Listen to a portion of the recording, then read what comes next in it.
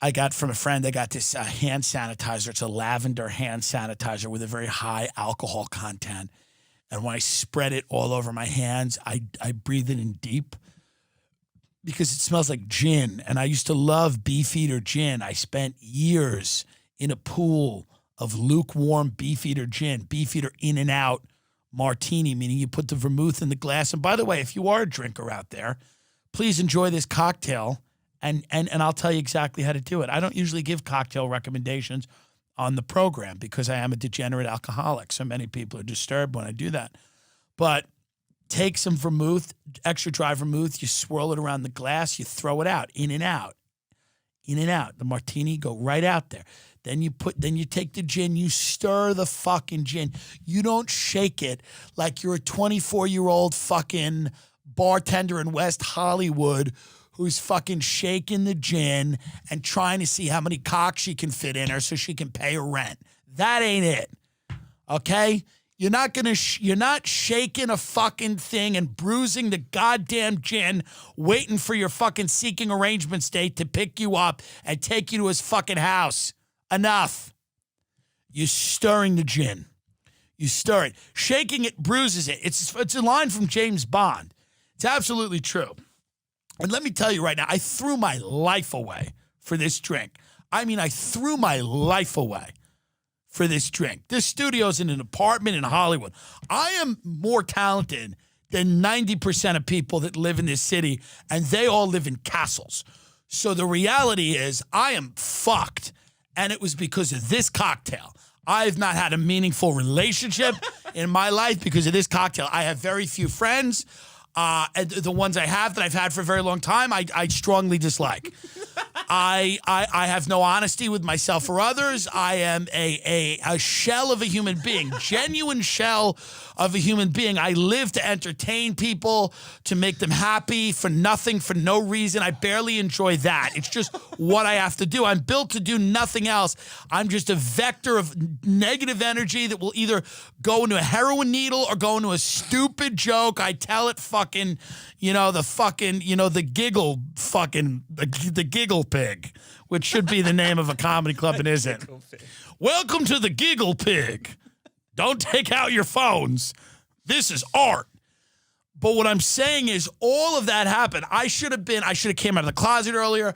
I should have did the right thing. I should have went to college. I didn't do any of that. I was in subprime mortgages. I was dumb enough to sell the product to myself. I sold a house to myself. You're not supposed to get so drunk you scam yourself.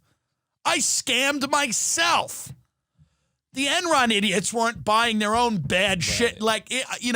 So I did it all for this perfect drink. It is a perfect drink. And I'm glad I was an alcoholic. When I look back on the world, I'm glad I was family, friends, accomplishments. I know a lot of people with those, and I got to be honest with you, truly. It's truly a whatever. Your kids are shit half the time. They take advantage of you. They don't value the sacrifices you made for them. Your wife or husband doesn't really care. And your career, you hit a wall with that, and no one really gives a shit. Truly, no one cares. I just watched a documentary about a bunch of comedians that came out of New York City in the alt scene and everything, and some of them are funny and some of them aren't. But the point is, truly, no one cares. No one cares. No one cares. They care about David Dobrik, and they're not going to care about him soon. They won't care about him soon. They'll care about something that just makes sounds and beeps. They'll go, beep, beep. The entertainer your kids like the most will be somebody that goes, beep, beep, beep. So it's over, and nothing matters. So you take the vermouth, you swirl it around in the glass, you spill it out, and then you put the gin, which should be... And this is another great line, which isn't mine. I don't know who wrote this. Vodka goes down too easy. Gin drinkers like to know what you're up against. That's why I didn't like Bombay Sapphire. It's too smooth. I like Beefeater. I like a little punch. I like a little punch in the back of the throat of juniper berry and botanical and lavender. I like to feel where I'm going. Because listen, gin martinis take you to the moon. Martinis are like breasts. 1 is not enough. 2 is all right. 3 is too many. 4 is a party. I didn't do that either. That's something else. I don't know. A guy told me that named Huey. He's dead. The point is this. He had a lot of great. He said one other thing that I laughed so hard it wasn't his, but he remembered it. He goes, he said this at dinner. He goes, she broke my heart, so I broke her jaw. Again, I don't know where he got it. It's probably a famous thing. It's very funny. Anyway, what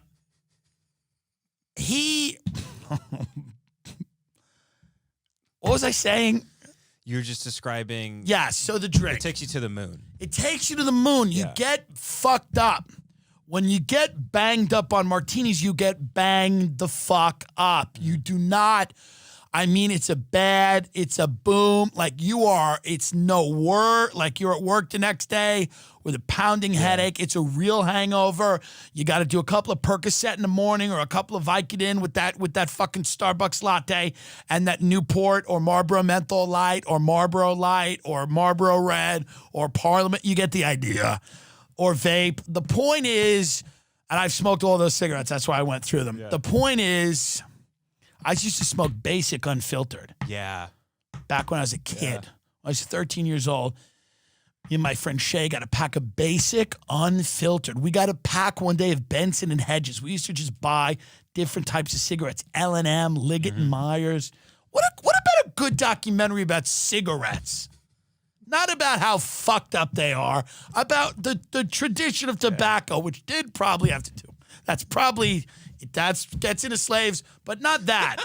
I mean, a recent, what were all the cigarette companies? And I'm interested in that. I want to know about that. I'm going to die one day because of them. I want to know more about them. Not just a rat documentary like Rat Leah Remini, who's, everybody hates Scientology now that they're millionaires, but they didn't hate it. They didn't mind torturing the kids when it was getting them all the opportunities. I see you rats. You're all full of shit.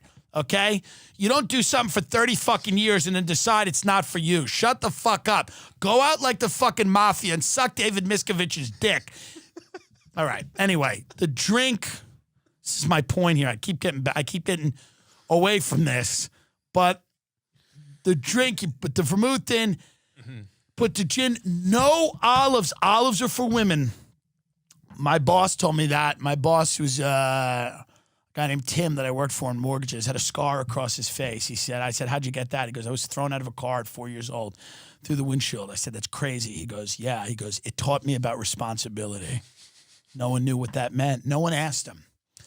But he said olives are for women. It's a great point. If you have a blue cheese stuffed olive in your mouth, you're a woman. That's it. Or you're gay. I guess we could say that. But even gay guys predominantly are probably, I don't know that they're martini people. Martinis are for people that want to go to the moon. They want to go to the moon with a drink or two. They don't have time to sit there for they need to be fucked up by the appetizer. I needed to be in the bag by the appetizer. If bruschetta or tuna tartare hit the table and I wasn't in the bag, we had a problem. I needed to have that gin glow on my face, that heat on my face before the appetizer hit the table. So it's very important that you make the drink the right way. Just lukewarm gin in a martini glass. You can I didn't have vermouth sometimes. I just do it with the gin. It's nice if you have a martini shaker. You could do it in a milk glass, big bar glass, water glass. You can do that. A little stir. It's here's the thing, folks, and a lot of people won't tell you this. It is classy to throw your life away drinking certain drinks. Martinis, Kettle on the Rocks, whiskey, bourbon, scotch. They're nice. Something nice about throwing your life away like that. Not beer. That's low rent. But like a liquor alcoholic, I always said good for him. That's somebody that knows where they're going and desperately wants to get there as quickly as possible.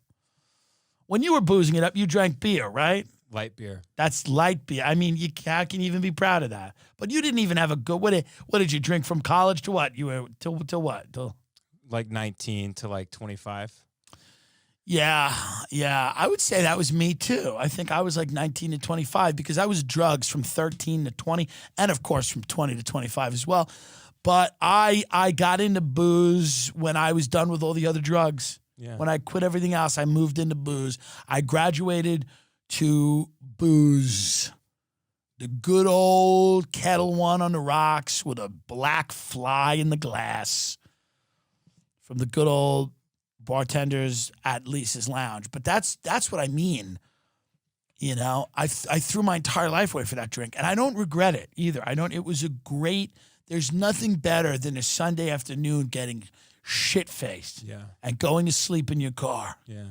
You know, getting really, there was a place called Churchill's in Rockville Center, and I was asked to leave twice because I think one of the women in Churchill's, I was drunk, and it was 11 a.m., and I was telling my table of people how important it was that we continued to support the people of Iraq by sending more troops and money.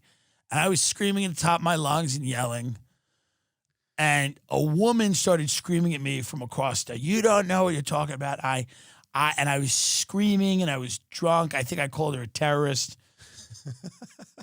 And I was asked to leave. I was really raring to go. I believed in the Bush administration. And then I stopped doing cocaine and drinking. And then I was like, wow. Whew.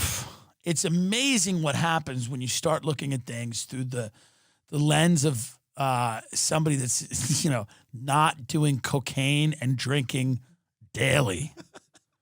You do get a better idea of what's going on in the world. I mean, I used to go nuts. Like, I used to get coked out of my face, put a bunch of friends in my Suburban, drive around really wealthy areas in Long Island and point to the houses and go, they deserve this money. They deserve it.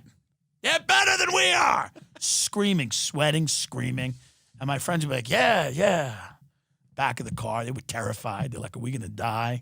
What's wrong with this guy? I'd be like, they deserve it. Don't take their money, make your own money. And then sometimes the car would run out of gas, like in the middle of those, because I hadn't put gas in it. I would just stand outside of the car screaming, just smoking cigarettes and screaming. Like when I say I completely destroyed my life, I mean, I'm sure, there's elements of it that are fun. But, I should have just vlogged. That's what I should have done. I should have vlogged. If you need, go get a potato and put a Marlboro Light in its mouth and watch that and then press play on your phone.